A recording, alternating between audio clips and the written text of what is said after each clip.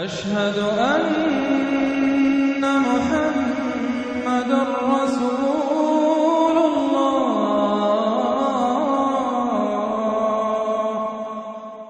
سورۃ الصاد، بسم اللہ الرحمن الرحیم. صاد والقرآن ذی الذکر. تین سورتیں قرآن مجید کی ایسی ہیں جو ایک حرف سے شروع ہوئی ہیں. ایک حرف مقطع کہیں گے، اب اسے مقطعات تو نہیں کہہ سکتے اس لیے کہ کئی حروف تو نہیں ہیں. ایک سورہ صاد ہے، ایک سورہ نون ہے، اور ایک سورہ قاف ہے. یہ سورہ صاد جو ہے یہ اس گروپ میں ہے، اس میں جو ہم پڑھ رہے ہیں جس کا مرکزی مضمون ہے توحید. سورہ قاف پہلی سورت ہے ان دو گروپوں کی کہ جن کا مرکزی مضمون ہے آخرت اور انذار آخرت. اور سورۃ القلم بالکل ابتدائی دور کی ہے. صاد والقرآن ذی الذکر، یہ بھی نوٹ کر لیجئے کہ صاد پر یہاں آیت نہیں ہے. ایک حرف جہاں آیا ہے وہ آیت نہیں ہے، البتہ دو پر حامیم، یاسین یہ آیت ہے، طٰہٰ یہ آیت ہے. لیکن کہیں کہیں تین پر بھی آیت نہیں. الف لام را آیت نہیں ہے، الف لام میم آیت ہے.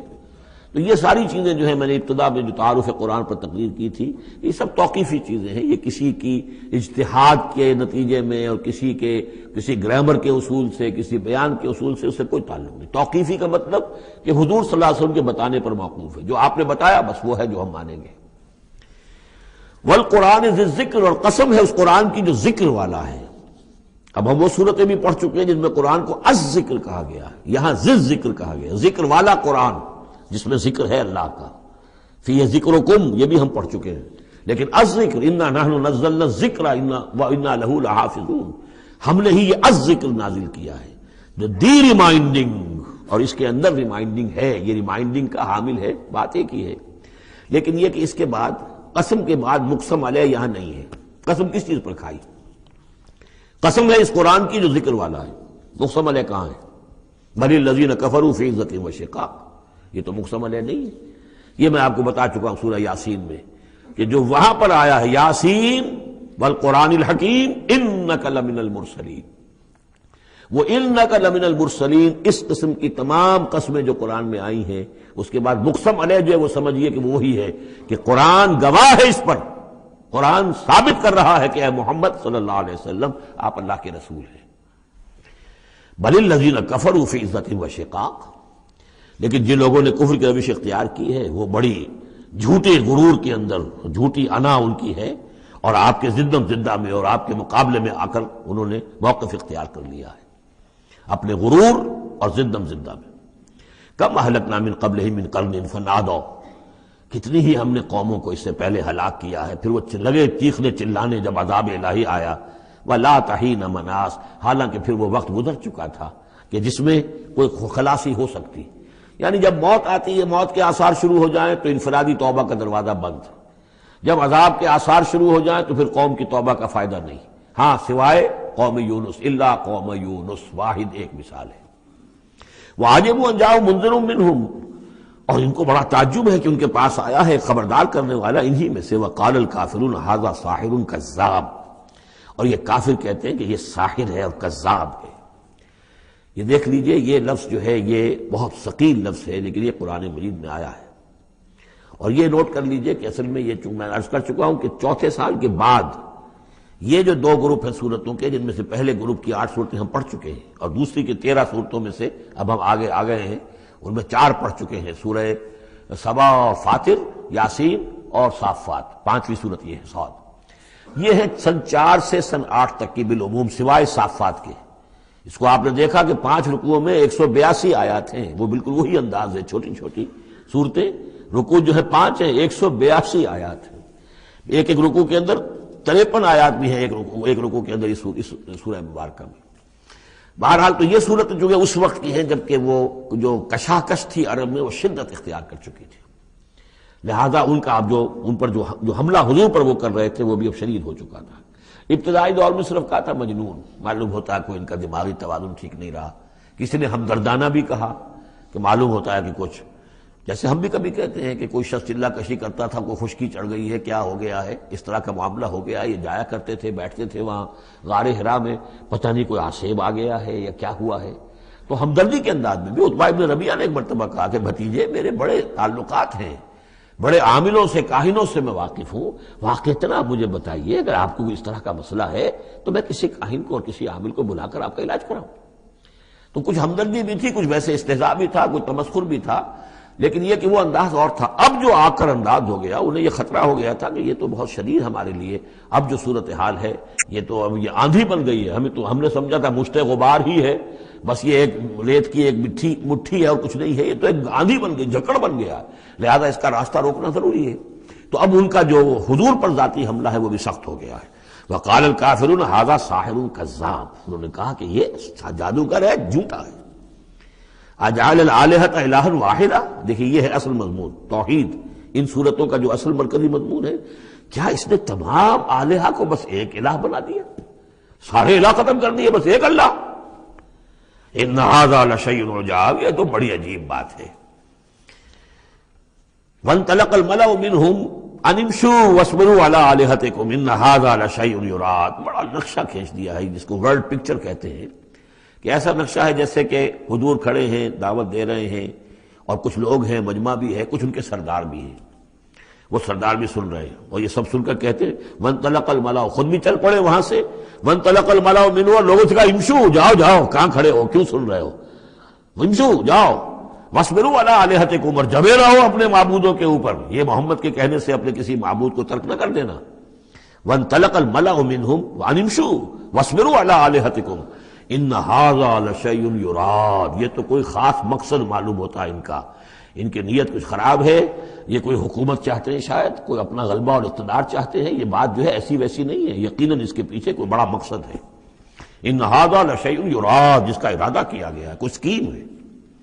ما سمعنا بھذا فی الملۃ الآخرہ، ہم نے تو ایسی بات سنی نہیں، ہمارا پچھلا چلا آ رہا ہے، ہمارا دین چلا آ رہا ہے، ہماری روایات ہیں، ہمارے آباء و اجداد کی باتیں ہیں جو نسل بعد نسل منتقل ہوئی ہیں، یہ بات جو آج یہ کہہ رہے ہیں وہ ہم نے تو سنی نہیں۔ ان ھذا الا الاختلاف، یہ نہیں ہے مگر گھڑی ہوئی چیز ہے، خلق کی ہوئی چیز ہے، اختلاف باب افتعال خلق سے۔ انزل علیہ الذکر من بیننا، کیا انہی پر یہ ذکر نازل ہونا تھا ہمارے مابین سے؟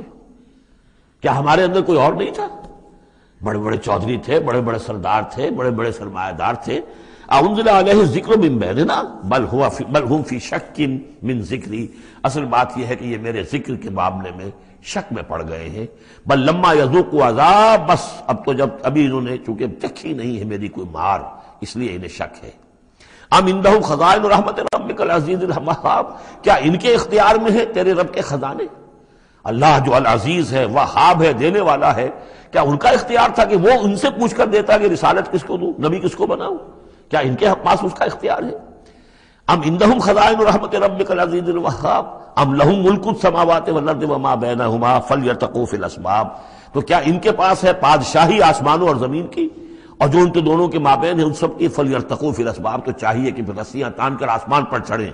جند ما ہنالک محذوب من الاحزاب، تو جیسے پہلی بہت سی قومیں ہلاک ہوئی ہیں، ایک یہ قوم بھی معلوم ہوتا ہے کہ اب اپنی ہلاکت کو دعوت دینے پر تل گئی ہے۔ جند ما ہنالک محذوب من الاحزاب کذبت قبلہم قوم نوح وعاد وفرعون ذو الاوتاد وثمود وقوم لوط واصحاب الایکۃ اولئک الاحزاب ان کل الا کذب الرسل فحق عقاب، صدق اللہ العظیم۔ یہ بھی ایک لشکر ہے ان میں سے کہ جو اس سے پہلے ہلاک کیے جا چکے ہیں، ان کے قسمت میں بھی اب اسی طرح کی ہلاکت لکھی جا چکی ہے۔ اگلی آیتوں میں ذکر ہو رہا ہے جیسے قوم نوح، قوم ہود، اسی طریقے سے ذو الاوتاد، فرعون، سمود اور قوم لوط، یہ سب ہلاک ہوئی ہیں۔ اسی طرح سے اب یہ قریش بھی جو ہے معلوم ہوتا ہے کہ اسی انجام سے دوچار ہونے کا فیصلہ کر چکے ہیں۔ کذبت قبلہم قوم نوح، جھٹلایا تھا ان سے پہلے قوم نوح نے اور عاد نے، وعاد وفرعون، اور فرعون ذو الاوتاد میخوں والا، کیونکہ ان کا لشکر بہت بڑا تھا، تو جب وہ لاؤ لشکر کے ساتھ چلتے تھے تو بہت سے گھوڑوں پر اور خچروں پر تو صرف وہ جو کھوٹے ہوتے ہیں کہ جن سے کہ خیمے گاڑے جاتے ہیں اس کے لیے، تو وہی لگے ہوئے ہوتے تھے۔ وثمود، اور قوم سمود، وقوم لوط، لوط کی قوم، واصحاب الایکہ، اور یہ قوم شعیب جو بن والے تھے، اولئک الاحزاب، یہ ہیں وہ جماعتیں، یہ ہیں وہ گروہ، یہ ہیں وہ قومیں کہ جو ہلاک ہو چکی ہیں۔ ان کل الا کذب الرسل، ان سب نے رسولوں کی تکذیب کی فحق عقاب، تو وہ میرے سزا کے اور میری عقوبت کے مستحق ہو گئے۔ وما ينظر هؤلاء الا صيحة واحدة ما لها من فواق، اور یہ لوگ بھی اب منتظر نہیں ہیں مگر صرف ایک چنگھاڑ کے، ایک ہی چنگھاڑ ہوگی ہماری طرف سے، ما لها من فواق، جس میں کوئی وقفہ نہیں ہوگا، یہ ایک مسلسل۔ آپ دیکھیں کہ اگر کوئی زوردار آواز مسلسل چلے تو یہ انسان کی ہلاکت کا ذریعہ بن جائے گی۔ کبھی کبھی لاؤڈ سپیکر میں خرابی ہوتی ہے اور اس کی گونج پیدا ہوتی ہے، بسا اوقات نماز کے دوران اس کا تجربہ ہوتا ہے، تو جو کیفیت پھر ہو جاتی ہے انسان کی، حالانکہ وہ چند سیکنڈز کی بات ہے، 1-2 منٹ کی بات ہے، لیکن اگر زوردار آواز مسلسل چلے، ویسے بھی آج ہمیں معلوم ہے کہ یہ ساؤنڈ ویوز جو ہوتی ہیں یہ بھی ایک قسم کی انرجی ہے، اور ان ساؤنڈ ویوز کے ذریعے سے بھی یہ سارے کا سارا جو نظام ہے درم برم ہو سکتا ہے۔ یہ اگر اتنی زوردار ویوز ہو تو ان سب کو توڑ پھوڑ کر رکھ دیں گے جو مادی یہ اس وقت عالم ہے۔ تو ان وما ينظر هؤلاء، مگر اللہ تعالیٰ کو کوئی اور بہت بڑا کوئی کام کرنے کی ضرورت نہیں ہوتی قوموں کو ہلاک کرنے کے لیے، ایک چنگھاڑ، وما ينظر هؤلاء الا صيحة واحدة ما لها من فواق، لیکن وہ رکے گی نہیں، بیچ میں دم نہیں لے گی، مسلسل۔ وقالوا ربنا عجل لنا قطنا قبل يوم الحساب، اور وہ کہہ رہے ہیں، اور یہ وہ استہزان کہا کرتے تھے کہ پروردگار یہ جو محمد کہہ رہا ہے صلی اللہ علیہ وسلم کہ ہمارا کوئی حساب کتاب ہونا ہے تو جو ہماری بیلنس شیٹ ہے وہ ہمیں ابھی دے دے، یوم الحساب سے پہلے ہمیں تو ابھی وہ ہمارا بتا دے کہ کیا ہماری بیلنس شیٹ ہے۔ قطنا، چٹھی ہماری، پچھلے زمانے میں جو چٹھے بنتے تھے، کاروبار کا سالانہ چٹھا بنتا ہے کہ یہ آمد، یہ خرچ اور یہ بچت۔ ربنا عجل لنا، جلدی دے دے ہمیں، لنا قطنا، ہماری چٹھی، ہمارا کریڈٹ اور ڈیبٹ بیلنس جو ہے بیلنس شیٹ دے دے، قبل یوم الحساب، اس یوم الحساب سے پہلے۔ اصبر علی ما یقولون، اے محمد صلی اللہ علیہ وسلم آپ صبر کیجئے جو کچھ یہ کہہ رہے ہیں۔ واذکر عبدنا داود، اور آپ تو ذرا تذکرہ کیجئے داود کا، ہمارے بندے داود کا، ذل اید، جو بڑی قوت والا تھا، انہ اواب، اور ساتھ ہی وہ بہت ہی رجوع کرنے والا تھا اللہ کی جناب میں۔ انا سخرنا الجبال معه، ہم نے تو اس کے ساتھ پہاڑوں کو مسخر کر دیا تھا، یسبحن بالعشی والاشراق، جو اس کے ساتھ ہی تسبیح کرتے تھے اس کی آواز میں آواز ملا کر، شام کو بھی اور صبح کے وقت بھی۔ والطیر محشورا، اور پرندے بھی کہ جو جمع کر دیے جاتے تھے، جو ان کے ساتھ مل کر حمد کے ترانے الاپتے تھے۔ کل لہ اواب، یہ سب کے سب اللہ کی طرف رجوع کرتے تھے، یا یہ کہ یہ سب کے سب رجوع کرتے تھے حضرت داؤد کی طرف، اور پھر داؤد جو ہے وہ گویا کہ ان سب کے ساتھ اللہ کی جناب رجوع کرتے تھے۔ وشددنا ملکہ وآتیناہ الحکمۃ وفصل الخطاب، اور ہم نے اس کی جو حکومت تھی اسے خوب مضبوط کیا تھا، اور ہم نے اسے حکمت عطا کی تھی اور فصل الخطاب بھی عطا کیا تھا، یعنی فیصلہ کن بات کہنے کی صلاحیت، ایسی بات کہی جائے جس سے کہ لوگ سب مطمئن ہو جائیں کہ ہاں یہ بات ٹھیک ہے، فیصلہ کن بات ہو، دو ٹوک ہو، اور یہ کہ سب کے لیے موجب اطمینان ہو۔ وَهَلْ أَتَاكَ نَبَأُ الْخَصْمِ، اب یہ جو 3-4 واقعات اس صورت میں آ رہے ہیں یہ مشکلات القرآن میں سے ہیں۔ اس کی وجہ یہ ہے کہ یہ ہیں واقعات، لیکن ان کی یہاں پہ صرف اشارے کنائے میں قرآن نے تذکرہ کیا ہے۔ ان کی تفصیل کے لیے اگر ہم رجوع کرتے ہیں تورات کی طرف تو وہاں ہمیں کچھ قصے ایسے ملتے ہیں کہ جو انبیاء کی شان سے پوری طرح مطابقت نہیں رکھتے، لہذا ایک بہت ہی یوں سمجھیے کہ ایک ہمارے لیے شش و پنج کا مسئلہ ہے کہ مفسرین واقعہ تو اس طرح کا ہے، معلوم ہوتا ہے کہ کہیں کوئی خطا ہوئی ہے اور ہو جاتا ہے، آخر نبی اور رسول جو ہے وہ بھی سب اللہ کے بندے تھے، اور اللہ تعالیٰ کی طرف سے خصوصی حفاظت ان کی ہوتی تھی، وہ معصوم ہوتے تھے بئی معنی، یہ نہیں کہ ان کے اندر کوئی غلطی کا رجحان ہی کبھی پیدا نہیں ہو سکتا تھا، وہ تو اگر یہ رجحان ہی پیدا نہ ہوتا تو فرشتے ہوتے، پھر وہ انسان نہ رہتے، جب تک وہ انسان تھے تو اس رجحان کے پیدا ہونے کی نفی ہم نہیں کر سکتے، لیکن یہ کہ اللہ انہیں بچا لیتا تھا، روک لیتا تھا۔ تو وقت کے اوپر بچا لینا، روک لینا، جیسے حضور کے بارے میں آتا ہے کہ آپ اپنی وہ نوجوانی کے دور میں حضور فرماتے کہ 2 مرتبہ میں نے ارادہ کیا کہ وہ جو میلے ہوتے تھے جہاں پر کچھ وہ قصے کہانیاں ہوتی تھیں، وہاں پر فوش گوئی بھی ہوتی تھی، شاعر جو ہے وہ ایسے ایسے اپنے قصیدے سناتے تھے، اپنے معاشقوں کی تفاصیل بیان کرتے تھے، تو 2 مرتبہ حضور کہتے ہیں میں نے ارادہ کیا کہ میں بھی ان میں جاؤں، دیکھوں کیا ہوتا ہے، وہاں پہ میں بھی شریک ہوں، لیکن دونوں مرتبہ یہ ہوا کہ فاصلے پر ہوتا ہوگا، ظاہر بات ہے کہ عین مکے میں تو نہیں تھا وہ، تو جیسے عکاس کا بازار جو ہے وہ ذرا فاصلے پر لگتا تھا، تو راستے ہی میں کہیں تھوڑی دیر آرام کرنے کے لیے بیٹھے ہیں اور نیند آ گئی ہے، ساری رات سوتے رہے، صبح آنکھ کھلی ہے، تو اللہ تعالیٰ نے بچا لیا کہ وہاں جانے کی شکل ہی پیدا نہیں ہوئی، حالانکہ ابھی نبوت آپ کو، ویسے تو نبی پیدائشی نبی ہوتے ہیں، نبوت تو حضور فرماتے ہیں کہ مجھے مل چکی تھی جبکہ ابھی آدم کی روح جو ہے وہ ان کے جسد میں پھونکی نہیں گئی تھی، والآدم بین الروح والجسد، تو عالم ارواح میں بھی نبی کی روح جو ہے وہ تو اپنی اسی امتیازی شان کے ساتھ تھی. لیکن یہ کہ نبوت کا ظہور ہوا ہے جب آپ کی عمر 40 برس کی ہوئی ہے، لیکن اس سے پہلے بھی بچپن میں بھی اور لڑکپن میں بھی اور اس کے بعد آگے جو ہے جوانی اور نوجوانی میں بھی اللہ پوری طرح حفاظت کرتا ہے.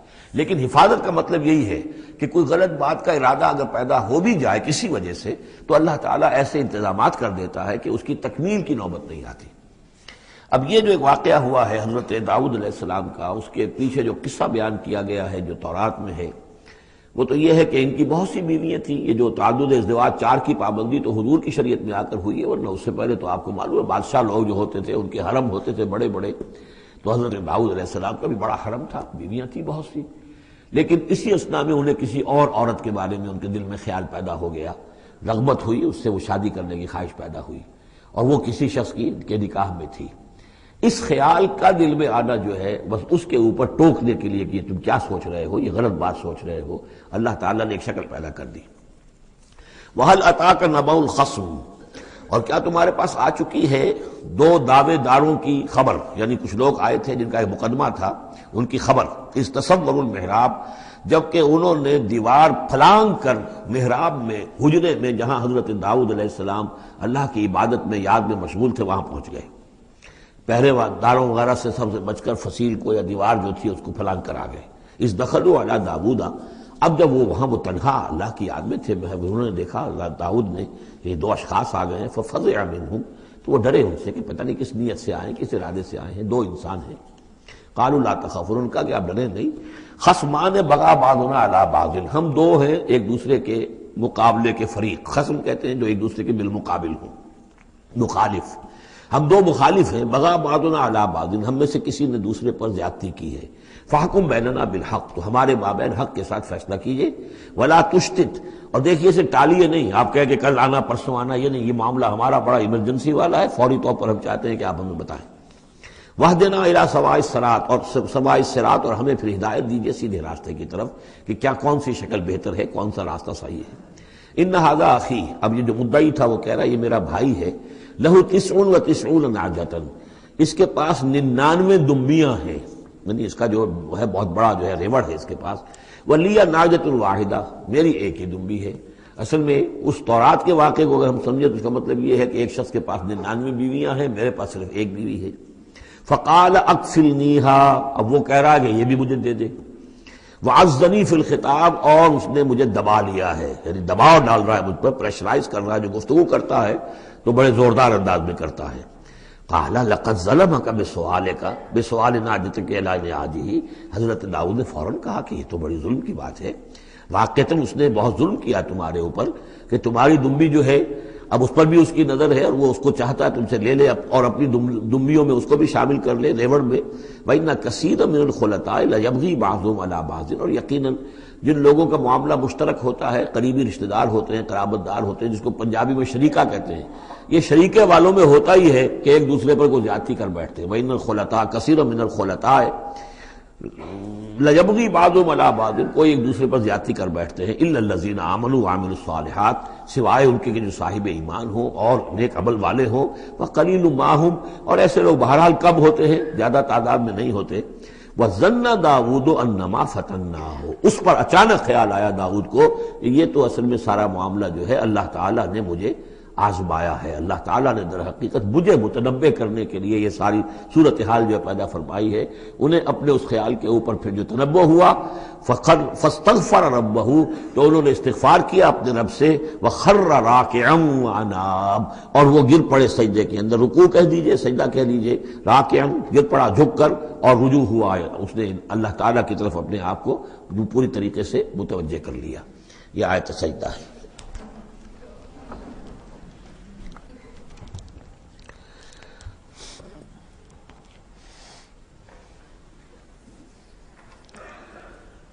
یہ جو بھی اسرائیلی روایت اس سلسلے میں آئی ہے اس کے ضمن میں حضرت عبداللہ ابن عباس رضی اللہ تعالیٰ عنہ کا ایک اثر بھی موجود ہے اسی نوعیت کا، یعنی ان کا قول بھی موجود ہے. اب یہ نہیں کہا جا سکتا کہ وہ مرفوع انہوں نے سنا ہو حضور سے، یا یہ کہ وہ صرف جو ہے روایت انہوں نے یہود سے سنی ہو اور اسی کو بیان کر دیا ہو، واللہ عالم. لیکن میں یہ سمجھتا ہوں کہ یہ چیز جیسے کہ ہم پڑھ چکے ہیں اس سے پہلے سورہ احزاب میں، حضور سے کہا گیا کہ اب آپ مزید شادی نہیں کریں گے، وَلَوْ أَعْجَبَكَ حُسْنُهُنَّ، وہاں پر بھی کوئی پردہ تو نہیں ڈالا گیا۔ ہو سکتا ہے کہ کوئی خاتون جو ہے آپ کی طبیعت میں آمادگی پیدا ہو جائے کہ آپ اس سے نکاح کریں، لیکن اب آپ خواہ وہ آپ کو پسند بھی آ جائیں لیکن آپ اب نکاح نہیں کریں گے۔ تو یہ جو انسانی تقاضے ہیں، ظاہر بات ہے کہ انبیاء کا معاملہ جو ہے جیسے کہ میں نے عرض کیا بشریت تو ان کے ساتھ ہوتی ہے اور بشری تقاضے بھی ہوتے ہیں، لیکن نبی معصوم ہوتا ہے اس معنی میں کہ ان کا اس طرح کا کوئی اگر خیال ہو بھی جائے تو اس کی تکمیل اللہ نہیں ہونے دیتا، حفاظت کر لیتا ہے، اسی کا نام ہے عصمت انبیاء۔ فَغَفَرْنَا لَهُ ذَلِكَ، تو ہم نے وہ جو بھی معاملہ تھا ہم نے معاف کر دیا اسے۔ وَإِنَّ لَهُ عِندَنَا لَزُلْفَىٰ، اور وَحُسْنَ مآب، اور یقیناً ہمارے پاس داؤد کا لیے بہت اونچا مرتبہ ہے اور بہت اچھا ٹھکانہ ہے، جہاں وہ جب لوٹ کر آئے گا تو بہت اعلیٰ مقام ہم عطا کریں گے۔ یا داؤد انا جعلناک خلیفۃ فی الارض، ہم نے کہا کہ اے داؤد ہم نے تمہیں زمین میں خلیفہ بنایا ہے، تمہیں حاکم بنایا ہے۔ فاحکم بین الناس بالحق، تو لوگوں میں جو فیصلے کرو معاملات کے حق کے ساتھ کرو۔ ولا تتبع الہویٰ، اور دیکھو اپنی خواہش کی پیروی نہ کرو۔ فیضلک عن سبیل اللہ، اگر اپنی خواہش کی پیروی کرو گے پھر تو وہ تمہیں لازماً گمراہ کر دے گی، بھٹکا دے گی اللہ کے راستے سے۔ ان الذین یضلون عن سبیل اللہ لہم عذاب شدید، یقیناً وہ لوگ جو بہک جاتے ہیں یا بھٹک جاتے ہیں اللہ کے راستے سے ان کے لیے تو بڑا سخت عذاب ہے۔ بما نسوا یوم الحساب، یہ بھٹکنا ہوتا اسی لیے ہے کہ انہیں آخرت یاد نہیں رہتی، بسبب اس کے کہ وہ بھول جاتے ہیں حساب کے دن کو۔ وہ یوم آخر اگر یاد رہے، آخرت کی زندگی کا یقین رہے تو پھر انسان جو ہے سیدھا رہتا ہے۔ وما خلقنا السماء والارض وما بینہما باطلا، اور ہم نے جو کچھ کے آسمانوں میں زمین میں ہے اور جو کچھ ان کے مابین ہے اسے بیکار پیدا نہیں کیا۔ اب یہ وہی لفظ آ گیا ہے دوبارہ جو سورہ آل عمران میں تھا، ربنا ما خلقت ھذا باطلا سبحانک فقنا عذاب النار۔ اس کے علاوہ سورہ مومنون میں آ چکا ہے، افحسبتم انما خلقناکم عبثا وانکم الینا لا ترجعون۔ تو یہ عبث اور بیکار کام کرنا اللہ کی شان سے بہت ہی سمجھیے کہ بعید ہے۔ ذالک ظن الذین کفروا، یہ گمان تو ان لوگوں کا ہے جنہوں نے کفر کیا ہے۔ فویل للذین کفروا من النار، تو ہلاکت اور بربادی اور تباہی ہے ان کافروں کے لیے آگ کی۔ ام نجعل الذین آمنوا وعملوا الصالحات کالمفسدین فی الارض، ذرا یہ سوچیں کیا ہم ان لوگوں کو جو ایمان لائے اور جنہوں نے نیک عمل کیے بنا دیں گے ویسا جیسا کہ وہ لوگ ہیں کہ جنہوں نے زمین میں فساد مچایا؟ یعنی یہ سوچو کہ دنیا میں کچھ لوگ ہیں نیکوکار ہیں، بھلائی کے کام کر رہے ہیں، کچھ ہیں بدماش ہیں، شریر ہیں، بد امنی پیدا کرتے ہیں، لوٹ مار کرتے ہیں، لوگوں پر ظلم کرتے ہیں، تو اگر آخرت نہ ہو تو پھر تو بڑا ظلم ہو گیا۔ یہ نیکوکار تو گھاٹے میں رہ گئے، بدماش عیش میں رہے، جن کے لیے کوئی اسکروپلز نہیں ہے، کوئی اصول نہیں ہے، ان کے لیے نہ دیانت ہے نہ امانت ہے، کچھ نہیں ہے، جہاں داؤ لگ جائے جہاں ہاتھ پڑ جائے وہ حاصل کرنے کے لیے تیار ہے، اپنی تمام خواہشات کی جو ہے وہ تکمیل کرنے کے لیے ہر دم جو ہے وہ تیار ہیں، دیکھتے نہیں جائز ہے کہ ناجائز ہے، تو وہ تو پھر نفع میں رہے۔ اگر کوئی آخرت نہیں ہے تو پھر نفع میں وہ رہے، گھاٹے میں یہ رہے۔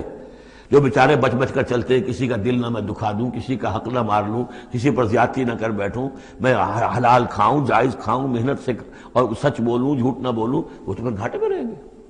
آخرت ہونا لازمی ہے، اس کا تو مطلب یہ کہ پھر دنیا بیکار پیدا ہوئی۔ اگر آخرت نہیں ہے تو پھر انسانی زندگی کا خصوصاً انسان میں جو اخلاقی حص ہم نے پیدا کی ہے، یہی تو ہے جو حیوان میں اور انسان کے درمیان بہت بڑا فرق ہے۔ ان کی جبلت ہے صرف، باقی کوئی اخلاقی حص ان کے اندر نہیں ہے، لیکن انسان کے اندر تو اخلاقی حص ہے، جبلت بھی ہے اور اخلاقی حص بھی ہے۔ تو اس اخلاقی حص کا نتیجہ کیا نکلا؟ الٹا نکل رہا ہے، تو نتیجتاً دلور ہونا چاہیے۔ ام نجعل الذین آمنوا وعملوا الصالحات کالمفسدین فی الارض ام نجعل المتقین کالفجار، کیا ہم اپنے متقی بندوں کو برابر کر دیں گے ان فاجروں اور فاسقوں کی؟ کتاب انزلناہ الیک مبارک، یہ کتاب ہے قرآن جو ہے نبی ہم نے آپ پر نازل کی ہے، مبارک بہت بابرکت ہے۔ یہ برکت کے لفظ کو یہاں سمجھ لیجئے، برکہ عربی زبان میں کہتے ہیں کسی شے میں سے اس کے خیر کو نکالنے والی شے، وہ برکت ہے۔ کوئی شے پوٹینشلی آپ میں ہے لیکن یہ کہ وہ ڈورمنٹ پڑی ہوئی ہے، سوئی ہوئی ہے، اور اس کو آپ ایکسپلائٹ نہیں کر رہے، استعمال نہیں کر رہے، آپ کو اس کا شعور بھی نہیں ہے، احساس بھی نہیں ہے۔ کوئی شے جو آپ کو اس کا احساس دلا دے، پھر آپ اپنی اس صلاحیت کو استعمال کریں، ایکسپلائٹ کریں، اسے بروئے کار لائیں، وہ شے برکت والی ہوئی۔ تو یہ لفظ آتا ہے قرآن مجید میں یا تو بام مبارکہ، باران رحمت، بارش برستی ہے، زمین میں وہ پوٹینشل رویدگی موجود ہے، ڈورمنٹ ہے، بیج پڑے ہوئے ہیں، پانی آتا ہے، جذب ہوتا ہے، آسموسس شروع ہوتا ہے، پانی داخل ہوتا ہے بیج کے اندر، وہاں کو حرکت شروع ہوتی ہے، اب وہاں سے وہ جو رویدگی نکل رہی ہے اور وہ بیج جو ہے اس سے اب 2 پتیاں نکلی ہیں، تو مام مبارکہ۔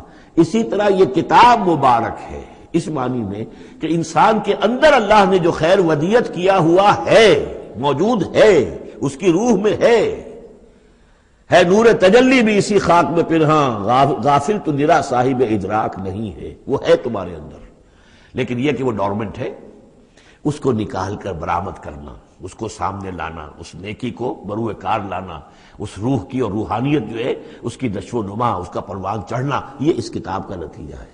تو یہ کتاب مبارک ہے، کتاب انزلناہ الیک مبارک لیدبروا آیاتہ ولیتذکر اولو الالباب، یہ مبارک ہے، بابرکت ہے، تاکہ وہ تدبر کریں اس کی آیات پر، اور تاکہ جو ہوش مند لوگ ہیں وہ اس سے سبق حاصل کریں۔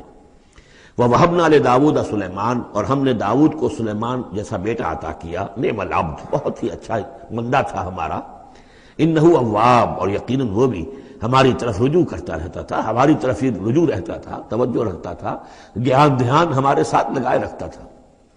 اذ ورد علیہ بالعشی الصافنات الجیاد، جب یہ کہ شام کے وقت ان کے سامنے پیش کیے گئے، یعنی جیسے انہوں نے پہلے ہم پڑھ چکے ہیں کہ انہوں نے اپنی فوجوں کی انسپیکشن کی تھی، تو وہ فوجیں کہ جو انسانوں کی بھی تھی، جنوں کی بھی تھی، یوزعون، ان کی ریجیمنٹس بنائی گئی تھی، بٹالینز بنائی گئی تھی، اس میں پرندے بھی تھے۔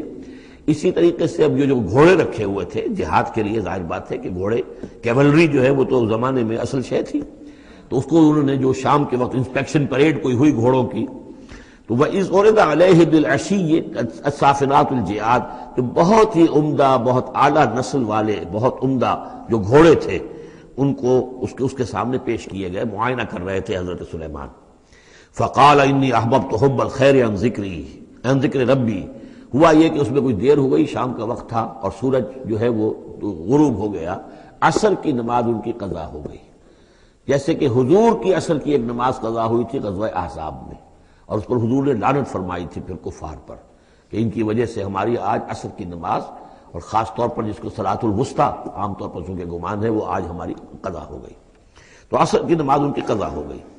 تو انہوں نے کہا کہ مجھے یہ جو حب الخیر، یہ خیر ہے نا، یہ گھوڑے جو ہیں یہ خیر ہے، دولت ہے، ایک آدمی کی بہت اچھی جو ہے پونجی ہے، اس کی محبت نے، انی احببت حب الخیر عن ذکر ربی، میں اس کی محبت میں اتنا مصروف ہو گیا، اتنا مشغول ہو گیا کہ اپنے رب کا ذکر جو ہے وہ بھول گیا۔ حتی توارت بالحجاب، حتی توارت الشمس بالحجاب، یہاں گویا کہ سورج کا لفظ محذوف ہے، یہاں تک کہ سورج جو ہے وہ تو چھپ گیا، اوٹ میں آ گیا۔ ردوہا علیہ، تو اس میں انہوں نے کہا کہ ذرا واپس لاؤ ان گھوڑوں کو۔ فطفق مسم بالسوق والاعناق، تو اب وہ لگا تلوار مارنے ان کی گردنوں پر اور ان کے پیروں پر۔ اس کو سمجھنا چاہیے کہ غلبہ حال میں یہ کیفیت ہوئی، اس کی بھی تعویل کرنے کی بہت کوشش کی گئی کہ نہیں وہ تو پوچھنے کے لیے ان کی گردن گویا کہ اور ان کو چوم چاٹ رہے ہیں، تو انہوں نے جو ہاتھ چلائے تھے ان کی گردن اور جو ان کے پاؤں، جیسے کہ آدمی جب یعنی بہت ہی گھوڑا بہت اعلیٰ نسل کا ہو تو آپ ہاتھ پھیرتے ہیں اس کے اوپر، تو اس سے ایک اپنائیت کا احساس اس کے اندر بھی پیدا ہوتا ہے۔ تو یہ جو نہیں، یہ بات نہیں ہے، بات سیدھی وہی ہے کہ جو یعنی خام خواہ اس میں ضرورت نہیں ہے، جیسے کہ غلبہ حال کسی وقت ہو جاتا ہے، خام خواہ تعویل کی کیا ضرورت ہے۔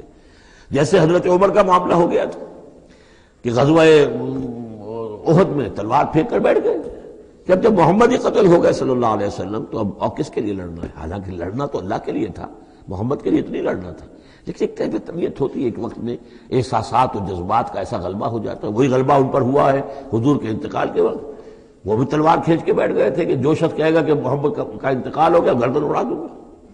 وہ تو پھر حضرت ابو بکر آئے ہیں، انہوں نے پھر آ کے خطبہ دیا ہے، اور خطبے میں وہ آیت بھی پڑھی ہے، وَمَا مُحَمَّدٌ إِلَّا رَسُولٌ قَدْ خَلَتْ مِن قَبْلِهِ الرُّسُلُ أَفَإِن مَاتَ أَوْ قُتِلَ انقلبتم عَلَىٰ أَعْقَابِكُمْ، اور ساتھ ہی پھر انہوں نے یہ خطبہ دیا کہ مَن كَانَ يَعْبُدُ مُحَمَّدًا فَإِنَّ مُحَمَّدًا قَدْ مَاتَ وَمَن كَانَ يَعْبُدُ اللَّهَ فَإِنَّ اللَّهَ حَيٌّ لَا يَمُوتُ۔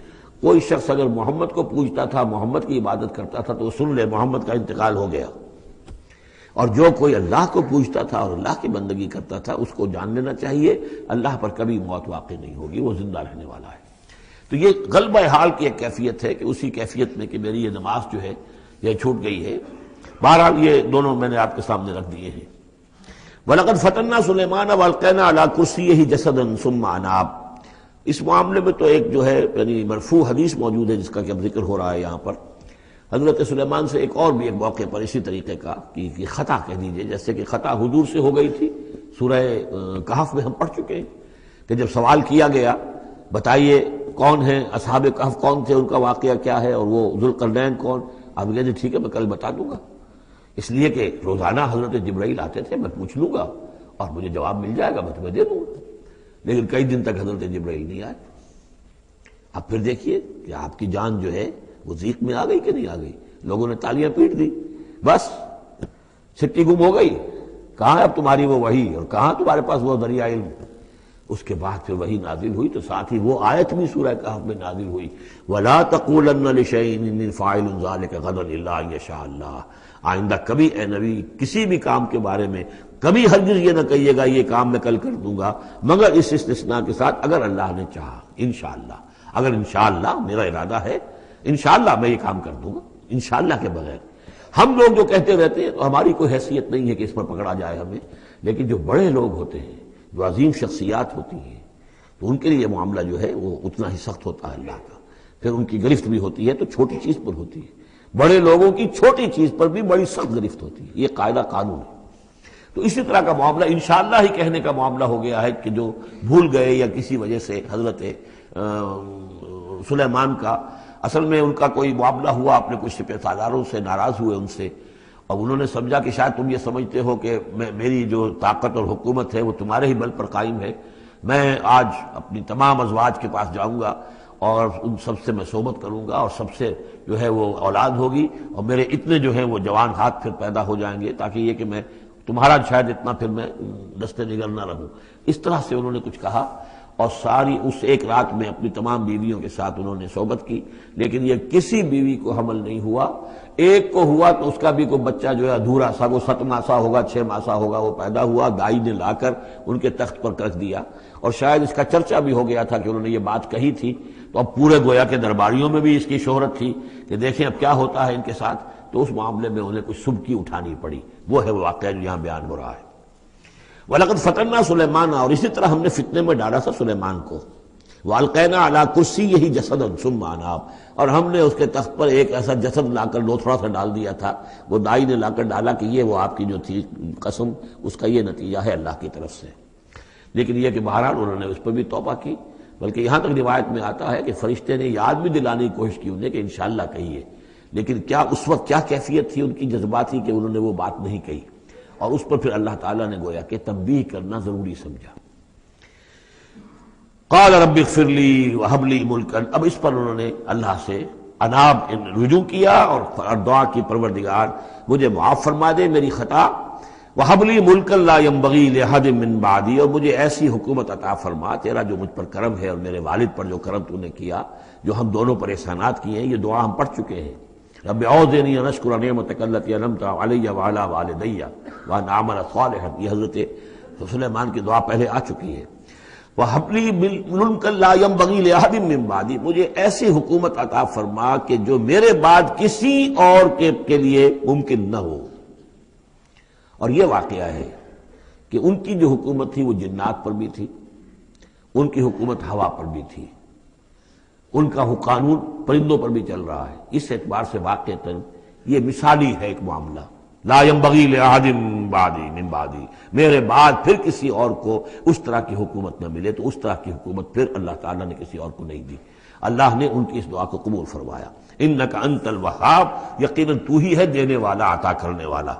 فسخرنا له الریح تجری بامرہ رخاء حیث اصاب، تو ہم نے ہوا کو بھی اس کے لیے مسخر کر دیا، اس کے حکم پر وہ چلتی تھی، اس کے حکم سے چلتی تھی بڑی ہی نرمی اور آہستگی کے ساتھ جہاں بھی وہ پہنچنا چاہتا تھا، یعنی ہوا کی ڈائریکشن بھی ان کے اختیار میں، اور وہ ہوا جو ہے پھر ان کے سفینوں کو لے کر سمندروں کے اندر بھی جدھر وہ جانا چاہتے تھے وہ آرام کے ساتھ لے کر جاتی تھی۔ وشیاطین کل بناء وغواص، اور ہم نے مسخر کر دیے تھے اس کے لیے وہ شیاطین یعنی جنات، کل بناء جو سب کے سب بنانے والے تھے، عمارتوں کے بنا، بنا کہتے ہیں معمار کو، بنا حسن البنا شہید رحمۃ اللہ علیہ ان کا خاندانی پیشہ جو ہے وہ تعمیر، وہ معمار خاندان سے تھے، اور عربوں میں کوئی اس میں آر نہیں ہوتا.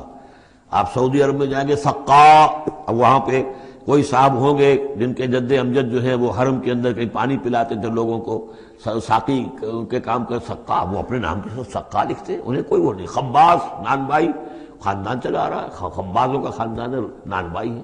تو کام کے اندر تو پیشے میں عیب نہیں رکھیے نہ فرحات کو نام، سیدھی سی بات ہے. تو وہ بننا، وہ ان کے لیے تھے معمار، وغواص اور غوطہ خور، غوطہ کرنے والے، سمندروں میں غوطہ لگا کر اور وہاں سے موتی وغیرہ نکالنے والے.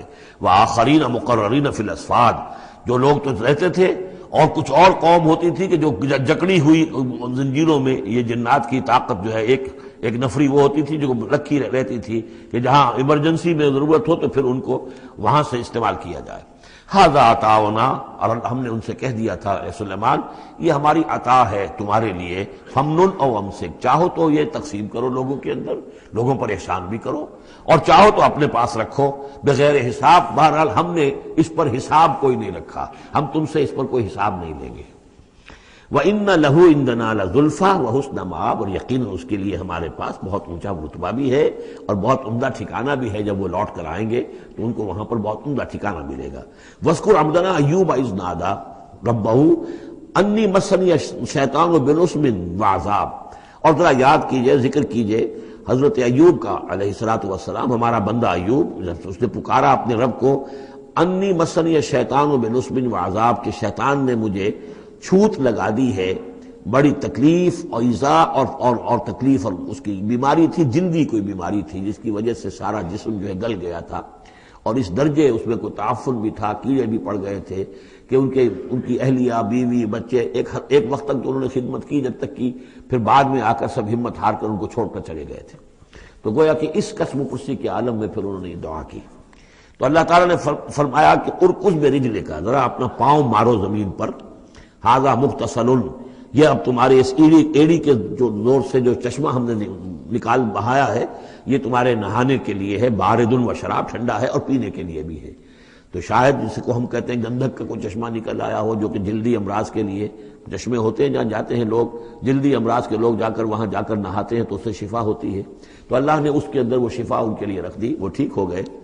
وَوَهَبْنَا لَهُ أَهْلَهُ وَمِثْلَهُم مَّعَهُمْ، اب پھر ان کی اولاد بھی اور ان کی اہل و عیال سب واپس بھی آ گئے، اور یہ کہ مزید بھی ہم نے انہیں اور اہل و عیال عطا کیے. مِثْلَهُم مَّعَهُمْ رحمتًا مِنَّا، یہ سب ہماری جانب سے رحمت کا مظہر تھا، وذکریٰ، اور یاد دہانی اور نصیحت، لِأُولِي الْأَلْبَاب، ہوش مند لوگوں کے لیے. وَخُذْ بِيَدِكَ رِزْقًا، کسی موقع پر اپنی بیوی سے ناراض ہو کر ان کہا تھا کہ میں تمہیں 100 کوڑے لگاؤں گا یا 100 تمہیں ماروں گا کمچیاں، تو غصے میں آ کر اب وہ قسم کھا لی اس کے اوپر. لیکن یہ کہ اب جب ٹھیک ہو گئے، بیوی بھی آ گئی، اب کیا کریں، وہ اس قسم توڑیں یا اس قسم کا کیا شکل کریں. تو اللہ نے اس کے لیے بھی انہیں ایک شکل بتا دی کہ سینکوں کا ایک تھبا لے لو، جیسے جھاڑواں ہوتی تھی پرانے زمانے میں، تو اس میں وہ 100 اگر سینکیں ہیں تو وہ لے لو. خذ بیدک ضغثا، تم لے لو اپنے ہاتھ میں سینکوں کا ایک مٹھا، فضرب بہ، اور اس سے ایک ضرب لگا دو، ولا تحنس، اس سے یہ کہ تمہاری وہ قسم ٹوٹے گی نہیں، وہ 100 وہ جو ہے کمچیاں ایک ہی مرتبہ لگ جائیں گی. انا وجدناہ صابرا، ہم نے اسے اپنا صبر کرنے والا بندہ پایا. نعم العبد، کیا ہی عمدہ وہ اچھا بندہ تھا ہمارا. انہ اواب، یقیناً وہ بھی ہماری طرف رجوع کرنے والا انسان تھا. واذکر عبادنا ابراہیم واسحاق ویعقوب اولی الایدی والابصار، اور تذکرہ فرمائیے ہمارے بندوں ابراہیم کا اور اسحاق کا اور یعقوب کا، وہ بھی تھے بڑے ہاتھوں والے، یعنی بڑے ان کے یعنی قوتوں والے، والابصار، اور آنکھوں والے، مشاہدہ بھی، غور و فکر بھی، ہاتھوں والے بھی، طاقت والے بھی. انا اخلصناہم بخالصۃ ذکر الدار، ہم نے ان سب کو خالص کر لیا تھا ایک خالص شے کے لیے. ایک خالص شے کون سی ہے؟ آخرت کے گھر کی یاد دہانی. یعنی وہ لوگوں کو ہمیشہ متوجہ کرتے رہتے تھے کہ اصل زندگی آخرت کی زندگی ہے. انا اخلصناہم بخالصۃ، ایک خالص شے کے لیے ہم نے انہیں خالص کر لیا تھا. یعنی ان کی زندگی میں اب ایک ہی، جیسا کہ میں نے بارہا عرض کیا ہے کہ جو اللہ کا بندہ اس مقام پر پہنچ جائے، پھر واقعہ یہ ہے کہ اسے دنیا کی دولت سے دلچسپی نہیں، دنیا کی کسی اور دوسری چیز کی طرف رغبت نہیں. اس کے وقت کا، اس کا ایک ایک منٹ، اس کی توانائی جو بھی اللہ نے اس کو دی ہے، اس کا خون کا ایک ایک قطرہ وقف ہو جاتا ہے پھر اس کام کے لیے کہ خلق خدا کو خدا کی طرف بلائے، اللہ کی طرف بلائے، اور انہیں بچائے آخرت کے انجام سے، برے انجام سے. اس کے سوا کیا ہو؟ جیسے ہمارے شیخ معین الدین اجمیری رحمۃ اللہ علیہ وہ آئے تھے ہندوستان میں، اگر اس وقت آ کر بیٹھے ہیں اجمیر میں، جبکہ اجمیر ابھی جو ہے وہ کفر کا گڑھ تھا، راجپوتوں کا مرکزی مقام، اس لیے کہ شیخ علی حجویری جو لاہور میں ہیں، جن کو داتا گنج بخش کہتے ہیں، وہ تو اس وقت آئے ہیں لاہور میں جبکہ لاہور اسلامی حکومت میں شامل ہو چکا تھا۔ لیکن یہ کہ یہ معین الدین اجمیری، کیونکہ ابھی تک مسلمانوں کی حکومت وہاں تک نہیں پہنچی تھی، جو سمجھیے اجمیر جو ہے وہ تو راجپوتوں کا گڑھ، اور اس میں جو ہے وہاں جا کر بیٹھ کے اللہ کا بندہ اور دعوت دے رہا ہے، وہ کاروبار تو وہ کرنے نہیں آئے تھے وہ، بلکہ یہ کہ اللہ کی طرف بلانا۔ تو اس کے لیے ہم نے خالص کر لیا تھا، جو بھی اللہ کا بندہ اپنے آپ کو اس کے لیے خالص کر لے وہ گویا کہ اللہ تعالیٰ کے مصطفین میں سے ہو جاتا ہے، وہ لفظ آگے آ رہا ہے، انا اخلصناہم بخالصۃ ذکر الدار وانہم اننا لمن المصطفین الاخیار، اور یقیناً وہ ہمارے ہاں، ہمارے نزدیک وہ بڑے چنے ہوئے لوگ ہیں، اچھے لوگوں میں سے، نیک لوگوں میں سے چنے ہوئے لوگ، چنیدہ لوگ۔ جو شخص اپنی زندگی کا ہدف اسی کو بنا لے، مقصد اسی کو بنا لے، جینا مرنا اسی کے لیے ہو جائے، تو ظاہر بات ہے کہ اللہ تعالیٰ کے یہاں پر اس کا اونچا مقام ہے۔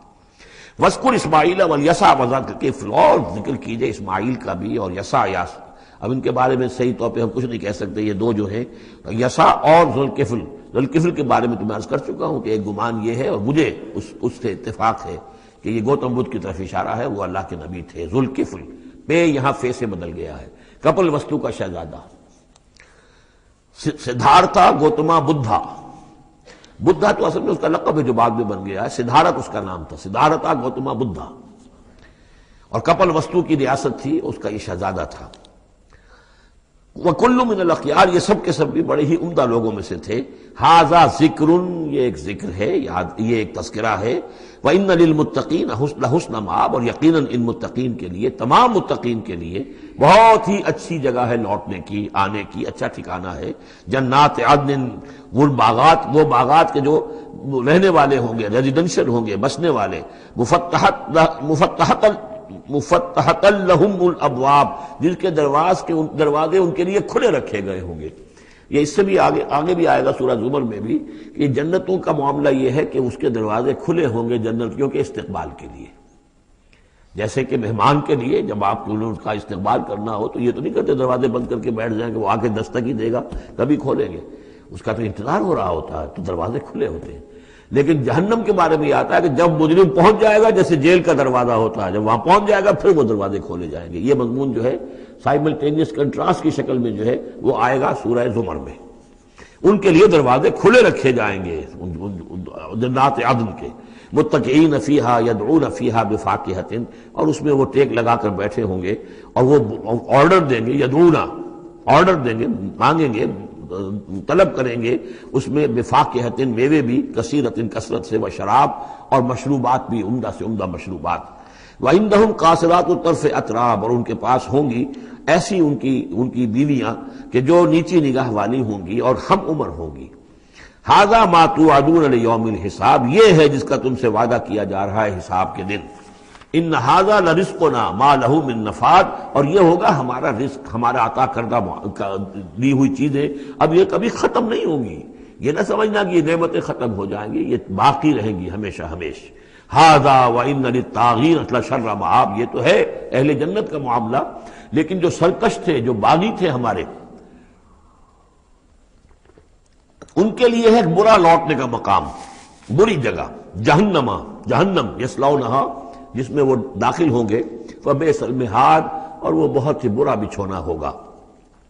ھذا فلیذوقوہ حمیم وغساق، اور کہہ دیا جائے گا یہ ہے اب وہ جس کا وعدہ تم سے کیا گیا تھا، فلیذوقوہ، اب وہ اس کو چکھیں، حمیم، جو کیا ہوگا وہاں گرم پانی ہوگا، غساق، زخموں کا دھون، جو زخموں کو صاف کرتے ہیں جس پانی سے، پھر اس میں پیپ ہے یا کچھ اور چیزیں ہیں کہ جن سے انسان کی طبیعت ابا کرتی ہے۔ وآخر من شکلہ ازواج، اور اسی طرح کی اور چیزیں بھی جو ان کو دی جائیں گی کھانے اور پینے کے لیے، وہ اسی طرح کی چیزیں ہوں گی، گھناؤنی بد ذائقہ۔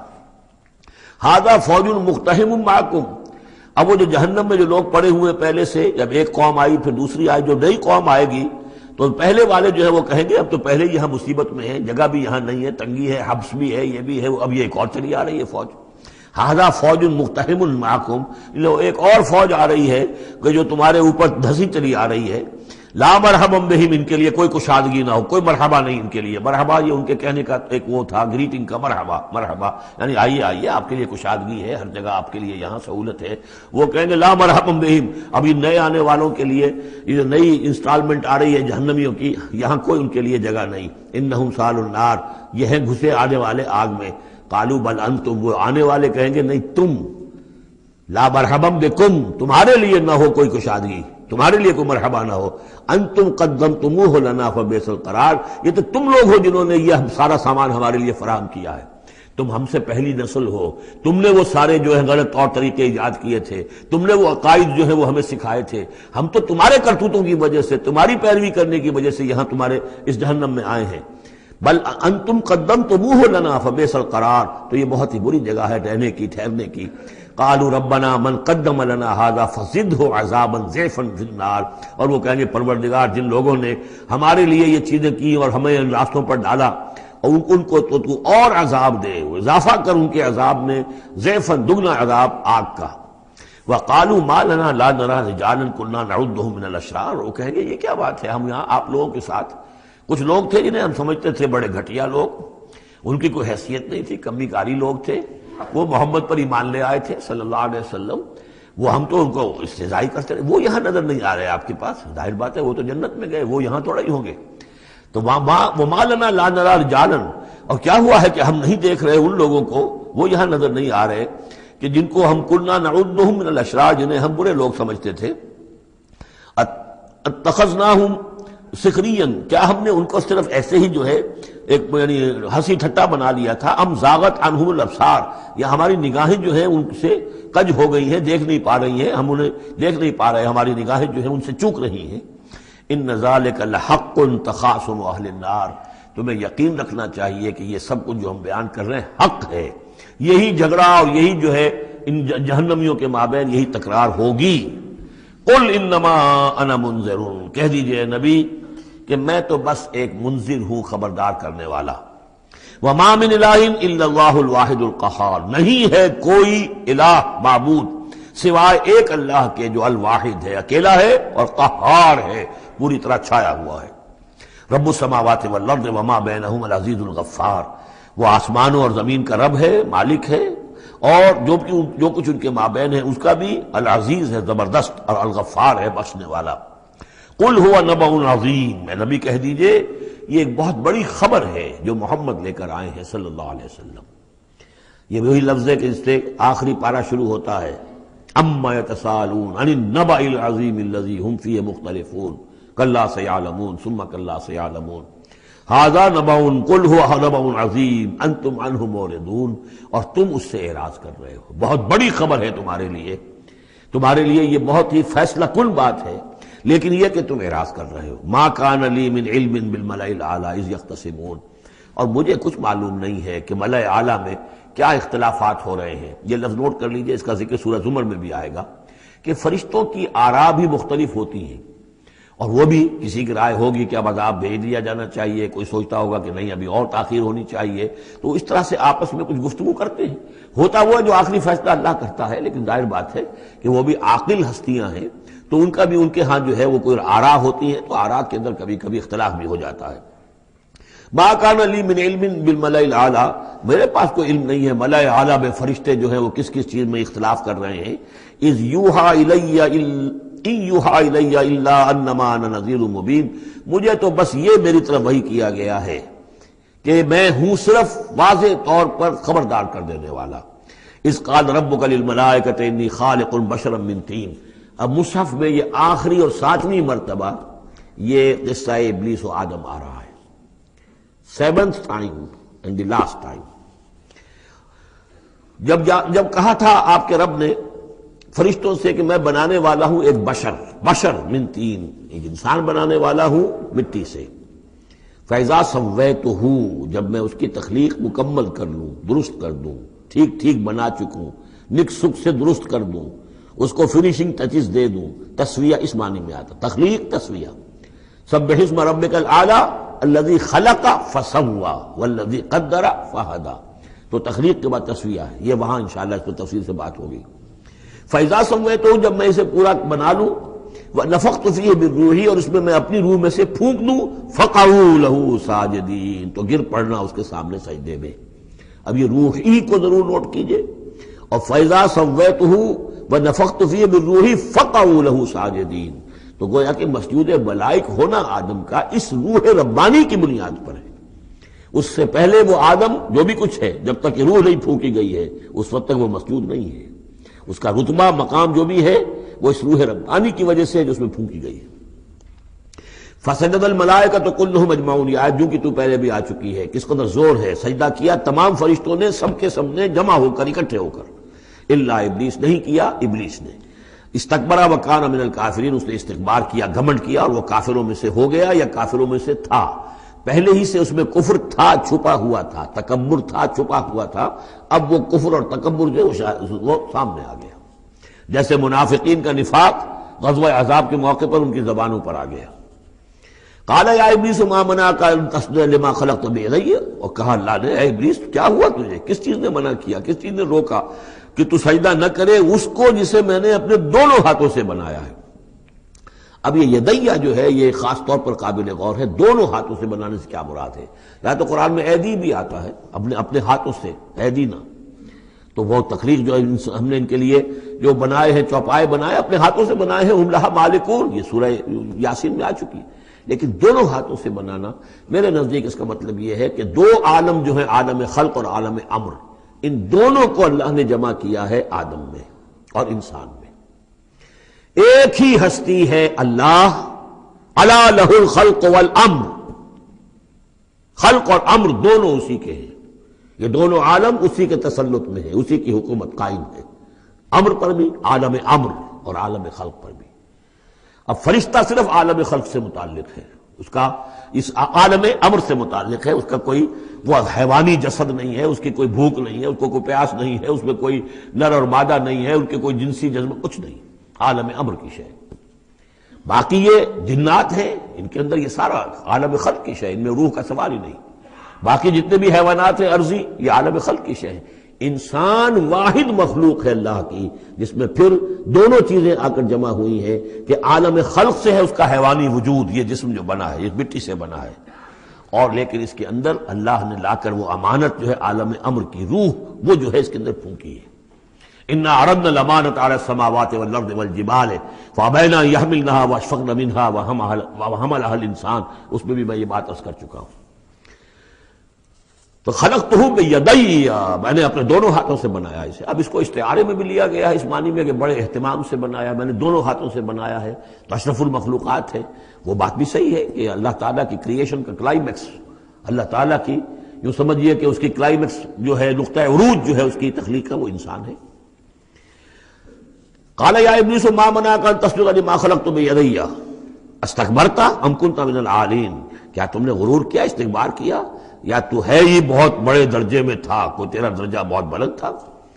قال انا خیر من، اس نے کہا صحیح ہے بات، اے اللہ میں اس سے بہتر ہوں۔ اس کے سامنے روح ہے ہی نہیں، اس کے سامنے صرف آدم کا جسد خاکی ہے، حیوانی ہے، تو جھوٹ نہیں کہہ رہا اس کے اعتبار سے، اس کے مشاہدے کے اعتبار سے بات صحیح ہے کہ یہ تو مجھ سے کمتر ہے۔ خلقتنی من نار وخلقتہ من طین، مجھے تو نے بنایا آگ سے، اس کو بنایا مٹی سے۔ قال فاخرج منها فانک رجیم، سوال یہ ہے کہ اللہ حکم دے رہا ہے تم سجدہ کرو، تو تم نے اللہ کے حکم کی تو نافرمانی کی ہے نا۔ فاخرج منها، نکل جاؤ اب یہاں سے، فانک رجیم، تم مردود ہو گئے ہو، وان علیک لعنتی الی یوم الدین، اور اب تم پر آخرت کے دن تک، اگلے وہ جزا و سزا والے دن تک تم پر لعنت رہے گی، میری لعنت۔ قال رب فانظرنی الی یوم یبعثون، اس نے کہا کہ پروردگار پھر مجھے ذرا مہلت دے اس دن تک جب کہ یہ دوبارہ اٹھائے جائیں گے، آدم اور اس کی نسل پوری کی پوری۔ قال فإنک من المنظرین، اللہ تعالیٰ نے اسی یعنی استحقار کے اندر، ٹھیک ہے جاؤ، تمہیں یہ دی گئی مہلت جو تم نے مانگا ہے، گرانٹڈ۔ الی یوم الوقت المعلوم، اس وقت کے دن تک جو معلوم ہے، طے شدہ ہے، یوم یبعثون جب آنا ہے، اس وقت تک کے لیے تمہیں مہلت دے دی گئی۔ قال فبعزتک لأغوینہم اجمعین، اب اس نے کہا جب تو نے مجھے مہلت دے دی ہے تو اے اللہ تیری عزت کی قسم، تیرے اقتدار اور اختیار کی قسم، میں ان سب کو گمراہ کر کے رہوں گا۔ الا عبادک منہم المخلصین، سوائے اس میں سے تیرے وہ بندے جنہیں تو خود اپنا بنا لے۔ مخلص، مخلص نہیں، مخلص، قال فالحق والحق اقول، اب حق ہے اور میں تو کہتا ہی حق ہوں، میری ہر بات حق ہوتی ہے۔ لَأَمْلَأَنَّ جَهَنَّمَ مِنْكَ وَمِمَّنْ تَبِعَكَ مِنْهُمْ أَجْمَعِينَ، تو میں بھی بھر دوں گا پھر جہنم کو تجھ سے اور جو بھی ان میں سے تیری پیروی کریں گے ان سب سے جہنم کو بھر کر رہوں گا۔ قُلْ مَا أَسْأَلُكُمْ عَلَيْهِ مِنْ أَجْرٍ، اب یہ بات بتا کے اب حضور سے کہا جا رہا ہے نبی کہیے میں نے تم سے اس پر کوئی اجرت تو نہیں مانگی، میں تمہیں یہ خبریں سنا رہا ہوں، غیب کی وحی جو مجھے آ رہی ہے وہ سنا رہا ہوں، ازل کے جو واقعات ہیں جو اس وقت ہوئے تھے وہ باتیں بتا رہا ہوں، تو میں نے تو اس پر کوئی تم سے اجرت نہیں مانگی، تم سے کوئی انعام طلب نہیں کیا۔ قُلْ مَا أَسْأَلُكُمْ عَلَيْهِ مِنْ أَجْرٍ وَمَا أَنَا مِنَ الْمُتَكَلِّفِينَ، اور یہ بھی تم جانتے ہو، اچھی طرح جانتے ہو، قَدْ لَبِثْتُ فِيكُمْ عُمْرًا، میں تمہارے مابین ایک عمر گزار چکا، میں متکلف نہیں ہوں۔ متکلف کون ہے؟ تکلف کرنے والا۔ اب تکلف ہر اعتبار سے ہوتا ہے، ایک جیسے ہم جسے کہتے ہیں ایک شاعر ہوتا ہے فطری شاعر اور ایک متشاعر ہوتا ہے۔ وہ شاعر فطری نہیں ہوتا، وہ بڑی محنت کرتا ہے، جوڑ توڑ کے کچھ سیکھتا ہے، عروض سیکھتا ہے، یہ سیکھتا ہے، کوئی الفاظ کا ذخیرہ جو ہے جوڑتا ہے، پھر وہ کچھ شعر کہتا ہے، وہ تکلف کے ساتھ شعر کہنا۔ ایک ہے جسے آپ کہتے ہیں آمد اور ایک وہ ہے کہ آورد، بڑی محنت سے مشقت سے کوئی آپ نے کمپوز کیا ہے۔ تو میری زندگی میں تم نے تکلف کا کوئی شائبہ دیکھا ہی نہیں آج تک، سادہ زندگی۔ خاص طور پر یہ کہ کبھی میں نے شعر کہنے کی کوشش کی ہو، کبھی میں نے کوئی خود خطیب بننے کی کوشش کی ہو، اس کی کوئی مشق کی ہو، ما انا من المتکلفین، میں کوئی بنانے والا اور تکلف کرنے والا اور تصنع کرنے والا نہیں ہوں۔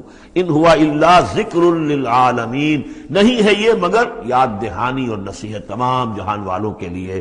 وَلَتَعْلَمُنَّ نَبَأَهُ بَعْدَ حِینٍ، اور اس کی جو خبر ہے، جو اس کا نتیجہ نکلنے والا ہے، جیسے سورۃ الطارق میں فرمایا انہ لقول فصل وما هو بالهزل، یہ فیصلہ کل بات بن کر آیا ہے قرآن۔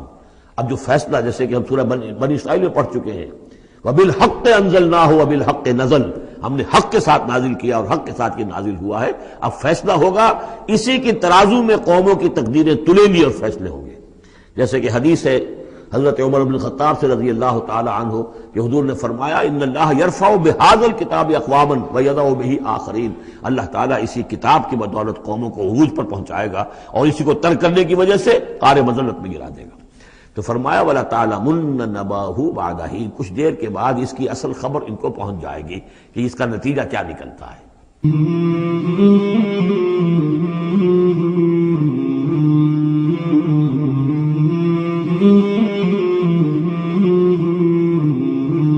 مولاي صل وسلم